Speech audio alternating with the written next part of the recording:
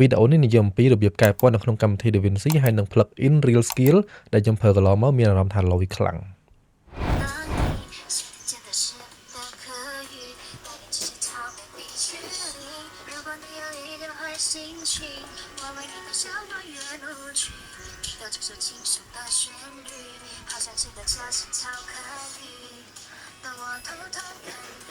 អូខេនេះគឺជា full take ដែលខ្ញុំបានថតមកពីកាមេរ៉ា Sony A7 III តែ8 bit day កាលហ្នឹងព្រោះវីដេអូនេះវាយូរឆ្នាំហើយតាំងពី2023 24ខ្ញុំភ្លេចបាត់ហើយខ្ទង់ប៉ុណ្ណឹង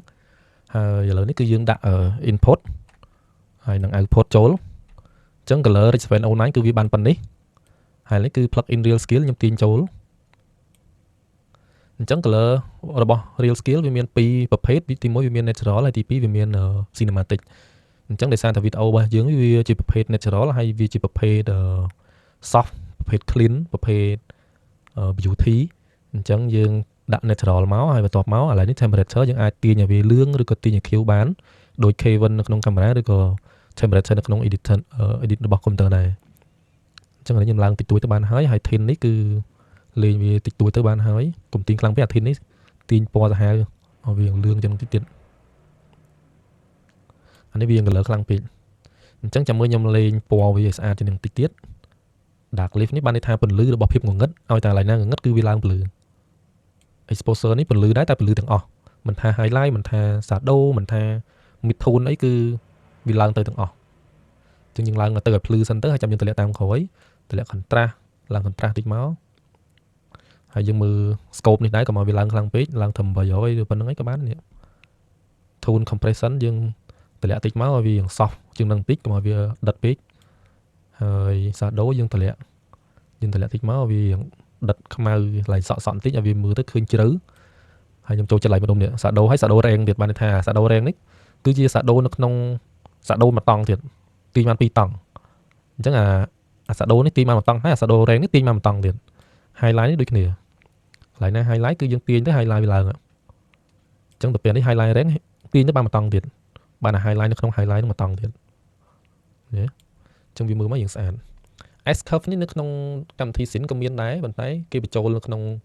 plugin តែមួយតែម្ដងទីមក clean នេះស្អាតហើយម្ដុំ density នេះគឺជាពន្លឺរបស់ពណ៌ជាមួយខ្ញុំទាញតម្លាក់តិចពណ៌ក្រហមនឹងឡើងអូខេអញ្ចឹងទៅពេលយើងទាញតម្លាក់ទៅពណ៌ក្រហមវាធ្លាក់វិញអញ្ចឹងណាហើយនេះ yellow នេះគឺជាពន្លឺរបស់ពណ៌លឿងអញ្ចឹងបើយើងដកក៏វាស្អាតដែរមានឡើងថែមហើយនេះពន្លឺរបស់ពណ៌បៃតងស៊ីយ៉ាន់ពណ៌នៅក្នុងកំប៉ុង blue ដាក់វាយ៉ាងដិតតិចមកហើយបន្ទាប់មក magenta គឺជាផ្កានេះគឺពណ៌ magenta ចឹងខ្ញុំឡើងតិចទេអានេះកុំឲ្យវាឡើងខ្លាំងពេក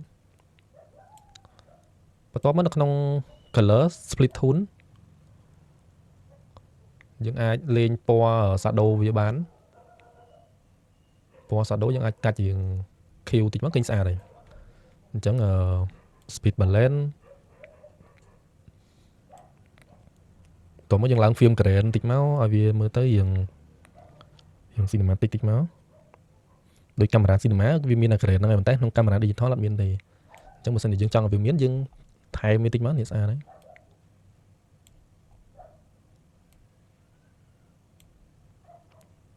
film grain ឡើងតិចទៀតមកដើម្បីឲ្យឃើញ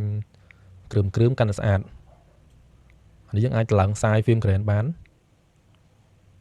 ហ្នឹងហើយបន្ទាប់មកសាបនេះឲ្យវាដិតគ្រឿមតិចមកដើម្បីឲ្យវាមើលទៅឃើញពី pop up មនុស្សចេញពី background កាន់តែខ្លាំងអានេះយើងឡើង saturation grain តិចមកដើម្បីឲ្យវាមានពណ៌កុំឲ្យវាពណ៌វាខុសគ្នាពេកហើយបន្ទាប់មកយើងលេង hallucin បន្តិចយើងលេង hallucin បន្តិចមកដើម្បីឲ្យវាមានភាពចាំងមើលទៅដូច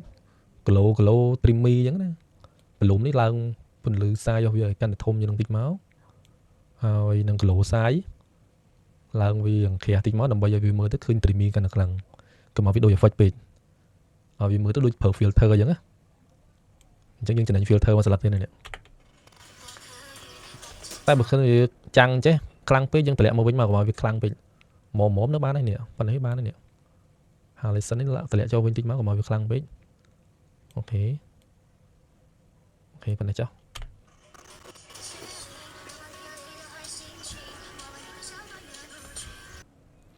master ចឹង master នេះបានន័យថាកន្លែងនេះគឺយើងឧទាហរណ៍ថាវាដិតខ្លាំងពេកវាក្រាស់ខ្លាំងពេកយើងអាចបន្ថយវាមកវិញបានណាបើសិនជាវាពណ៌ខ្លាំងពេកដិតខ្លាំងពេកយើងអាចបន្ថយមកវិញបានដោយ opacity របស់ load ដែរឧទាហរណ៍ថាយើងចាក់ load មកវាអត់ស្អាត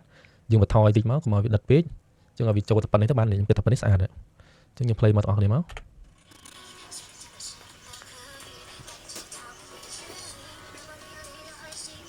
អញ្ចឹងសរុបមកវិញជាធម្មតាបើសិនជាមុំបានប៉ុណ្ណេះគឺអស់ប្រហែល note ទេប្រហែលជា 4-5 note បានហើយហ្នឹង